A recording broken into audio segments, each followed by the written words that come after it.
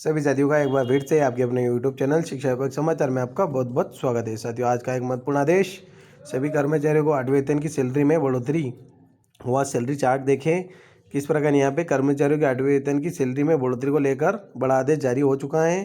तो जानकारी पूरी विस्तार से जानेंगे। आपसे निवेदन है वीडियो को लास्ट तक जरूर देखिएगा ताकि सारी जानकारी आपको स्पष्ट रूप से समझ में आ सकेगी।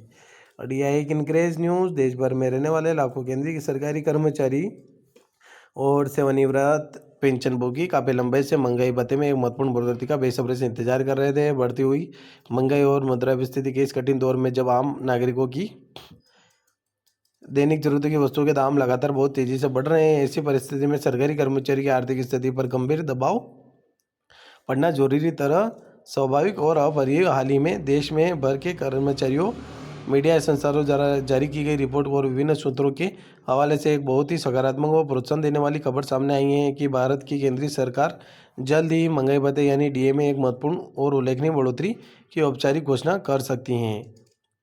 यह प्रस्तावित निर्णय न केवल वर्तमान में सक्रिय सेवारत कर्मचारियों की बल्कि सेवानिवृत्ति प्राप्त पेंशनभोगियों के लिए भी बेहद राहत भरी और सुखद साबित होने वाली हैं। महंगाई भत्ते की भूमिका और महत्व जान लेते हैं। महंगाई भत्ता भारत सरकार द्वारा अपने सभी कर्मचारियों को प्रदान किया जाने वाला एक बहुत ही महत्वपूर्ण अतिरिक्त लाभ है, जिसे सरकारी कर्मचारी के मूल वेतन के साथ नियमित रूप से जोड़ा और स्वतरित किया जाता है। इस भत्ते का मुख्य उद्देश्य लगातार बढ़ती हुई महंगाई और कीमतों के नकारात्मक प्रभाव को कम करना और नियंत्रित करना तथा कर्मचारी की वास्तविक क्रय शक्ति और आर्थिक क्षमता को यथासंभव बरकरार रखना है। जब देश के बाजार में विभिन्न आवश्यक वस्तुओं, सेवाओं और सुविधाओं के दाम तेजी से बढ़ते हैं तो भारत सरकार समय समय पर महंगाई भत्ते में आवश्यक और उचित संशोधन करती है ताकि सरकारी कर्मचारी का जीवन स्तर किसी भी तरह प्रभावित न हो और वे सम्मानजनक जीवन जी सकें। महंगाई भत्ते की गणना की प्रक्रिया।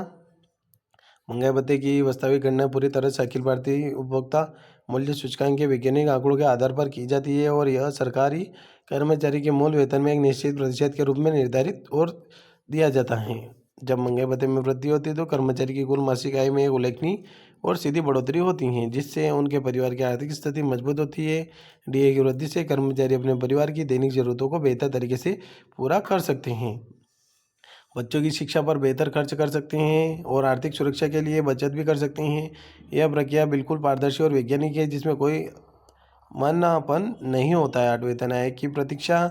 7वें वेतन आयोग की विस्तृत सिफारिशें दिसंबर 2025 के महीने में पूरी तरह से समाप्त हो चुकी हैं और अब भारत के लाखों सरकारी कर्मचारियों की सभी निगाहें 8वें वेतन आयोग पर केंद्रित हो गई हैं।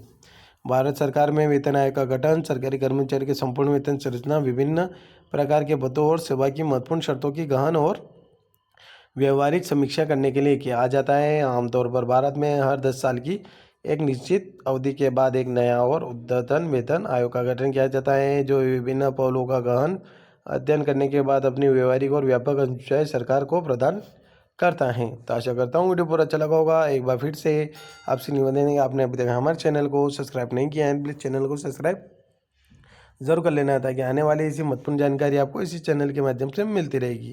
तो किसी साथ मिलते हैं नेक्स्ट वीडियो में। जय हिंद, जय भारत।